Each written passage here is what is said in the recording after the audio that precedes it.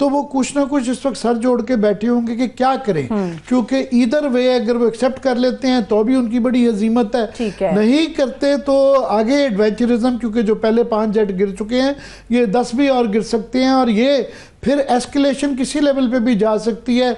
दोनों nuclear countries हैं, तो इसलिए खतरा भी है। चलिए गुफ्तगू में अपने मेहमान को भी हम शामिल करते हैं। इस वक्त सीनियर तज्जियाकार जाहिद हुसैन साहब हमारे साथ मौजूद हैं। सर बेहद शुक्रिया आपके वक्त के लिए। जी जाहिद, पहले तो मैं ओवरऑल चाहूँगा आप एक ओवरव्यू दें कि ये जो पिछले 24 घंटे में जो हुआ है इसको आप कैसे देखते हैं, ये क्या हुआ है और आइंदा क्या खदशात हैं? देखिए आमिर, जो कुछ हुआ है वो बहुत प्रिडिक्टेबल था। मतलब ये था कि जो मोदी ने शुरू से जो एक पोजीशन ली हुई थी और वो जो ऐलान था कि भाई कि हम इसका बदला लेंगे, तो उसमें जो तकरीबन उसको 12-14 दिन हो चुके हैं उस वाक़े को, तो उस पर एक वहाँ पे प्रेशर बहुत बिल्डअप हो रहा था। और मैं थोड़ा देख रहा था इंडियन जो एनालिस्ट की जो पढ़े लिखे यानी बेहतर हैं, आई एम नॉट सेइंग कि जो लोग उस टाइप के जो टीवी पे बैठे होते हैं, एक चीज़ बहुत आई थी कि मोदी पे तनकीद बहुत ज़्यादा बढ़ गई थी ना। अच्छा, मोदी पे तनकीद जो बुनियादी तौर पे 2 चीज़ों पे थी। एक तो ये था कि वहाँ पे जो वाक़या हुआ था पहलगाम में, तो उसमें एक सवाल पैदा हो रहा था कि इंटेलिजेंस कहाँ पे थी आपकी। दूसरी बात थी कि सिक्योरिटी कहाँ पे थी। और एक और जो बहुत सीरियस बात जो समझ में आई है, मैं कल बात कर रहा था किसी से और सुन रहा था उसको, तो उसमें ये बात थी कि 3 दिन पहले जो मोदी को जाना था शायद वहाँ पे श्रीनगर, लेकिन वहाँ पे इनको इंटेलिजेंस की जो रिपोर्ट आई थी कि वहाँ पे मतलब अच्छी रिपोर्ट नहीं थी, तो मोदी ने अपना दौरा मुलतवी कर दिया था। अब ये सारी चीज़ें आपके पास इंटेलिजेंस की रिपोर्ट भी अगर फर्ज कीजिए है और उसके बाद इतना बड़ा वाक़या हो जाता है और वहाँ पे ना कोई रुकावट है ना कुछ है, तो उस पर एक प्रेशर बहुत ज़्यादा बिल्डअप हो रहा था। और उसके बाद जो है फिर उनके यहाँ जिस तरह सत्यापाल का वो था कि मोदी डरपोक है, बेशरम है, और फिर वो उनके जो कांग्रेस के प्रेसिडेंट हैं उनकी तरफ से भी जो खरगे साहब, उनका भी ये कहना कि इनको इंटेलिजेंस की रिपोर्ट थी, ये खुद नहीं गए और उन्होंने लोगों को मरवा दिया, तो प्रेशर तो बिल्कुल बढ़ रहा था। पर फिर भी जाहिर कि एलओसी के अंदर जो है प्रिडिक्टेबल, तो आप सही कह रहे हैं, था कुछ ना कुछ करना था, मगर इंटरनेशनल बॉर्डर को वायलेट करना और इंटरनेशनल बॉर्डर को ऊपर से क्रॉस करके मुरीद के में और अहमदपुर शर्किया में जो है ये अटैक करना, ये भी एक बहुत बड़ा एक रिस्क था एलओसी पे। बहरहाल पहले भी पुलवामा, हालांकि वो बालाकोट थोड़ा सा केपी में आ जाता है, मगर लार्जली वो क्रॉस एलओसी के ऊपर ये हुआ। तो इंटरनेशनल बॉर्डर को वायलेट करना तो जंग की डिक्लेरेशन होती है, वो शायद इतना प्रेडिक्टेबल नहीं था। नहीं, वो प्रेडिक्टेबल नहीं था, लेकिन कुछ लोगों का ख्याल था कि ये होगा, क्योंकि देखें एक और मकसद भी था। सिर्फ मकसद ये नहीं था कि जो है इंटरनेशनल बॉर्डर क्रॉस करके आप किसी चीज़ पे हमला करें। अप्रैल के पहले वीक में सुशांत सिंह, आप जानते हैं कि स्ट्रेटेजिक राइटर हैं, एक इंटरव्यू में उन्होंने ये एक आर्टिकल लिखा कि एयर चीफ इंडिया के पिछले 6 महीने में 2 दफ़ा कह चुके हैं कि हम अगर जंग करनी पड़ गई बिल्कुल तैयारी नहीं है।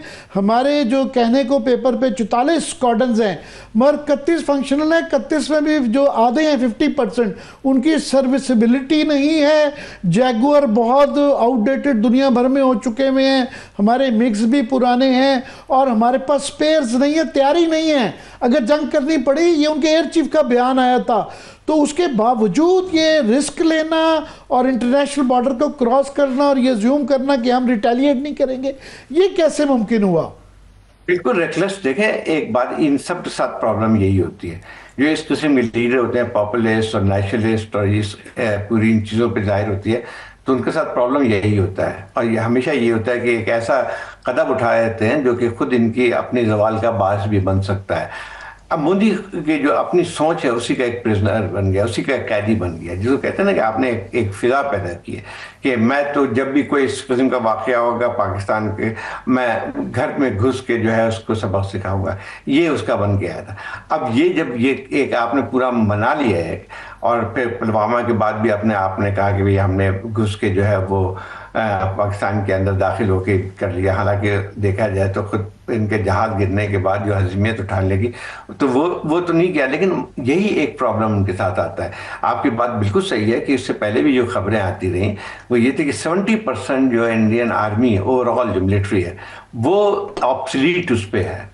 मतलब एक मॉडर्नाइज जो आर्मी का जो कॉन्सेप्ट है उसमें आपकी सिर्फ 30% भी नहीं बैठती है। और अभी भी जो है परवेन सवानी एक डिफेंस एनालिस्ट है, जी मैं उनको बड़ा फॉलो करता रहता हूँ। उनका ये कल परसों ही था कि जंग नहीं होगी क्योंकि इंडिया अगर ये करेगा तो वो उनको हजीमत उठानी पड़ेगी, इसलिए इम्कान नहीं है। उसके बावजूद ये हुआ। मगर मोदी साहब ने, आपने कहा पहले पहलगाम का प्रेशर था, तो अब ये जो हमने डबल डाउन कर दिया, 5 जहाज गिर गए हैं, तो अब तो वो प्रेशर और बढ़ गया है। तो अब क्या इज इट ओवर या अभी भी हमें चुकन्ने रहने की जरूरत है? मोदी साहब केपेबल हैं कोई मजीद मिसएडवेंचर करें? देखिए ये बिल्कुल सही बात है, अभी तक उन्होंने एक्सेप्ट नहीं किया है। लेकिन वही बात आती है कि अगर एक्सेप्ट करें या ना करें, अब तो बाकायदा ये चीज़ें आनी शुरू हो गई हैं।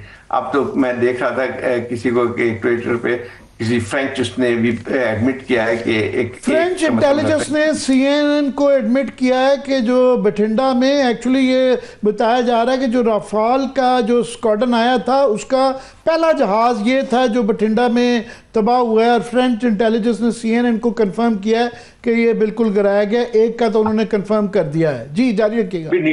न्यूयॉर्क टाइम्स में मैं देख रहा था तो उन्होंने कहा एटलीस्ट 2 कंफर्म हुए हैं। यानी उन्होंने कंफर्म किया था कि वहां के लोगों से बातचीत करके और दूसरे जराये जो होते हैं, तो एटलीस्ट का लफ्ज इस्तेमाल हो रहा है। तो BBC ने और रॉयटर्स ने भी जो लोकल्स के इंटरव्यू की बेस्ड के ऊपर अखनौर का भी, फिर जमपल और उसके बाद श्रीनगर के तीनों जहाज की लोकल्स के इंटरव्यू पे बेस्ड और मलबे का निशानदेही करते हुए वो एक्सेप्ट कर लिया था। बठिंडा वाला 4 है, तो 4 की तो तकरीबन इंटरनेशनल मीडिया से कंफर्मेशन आ चुकी हुई है। जी अच्छा, अब तक जो है मेरे ख्याल ये पब्लिक में जब आहिस्ता आहिस्ता ये बात फैलेगी तो इनको बहुत ज़्यादा इनको वो पहुँचेगा। मोदी को पोलिटिकल बहुत वीक है इस वक्त, वो सूरत हाल नहीं है जो लास्ट में इलेक्शन में भी जीते थे, बेयरली स्केप थ्रू। तो अब जो है जो इस तरह से उन्होंने किया, अब मसला उनके लिए भी एक आ रहा है कि how to step back from that.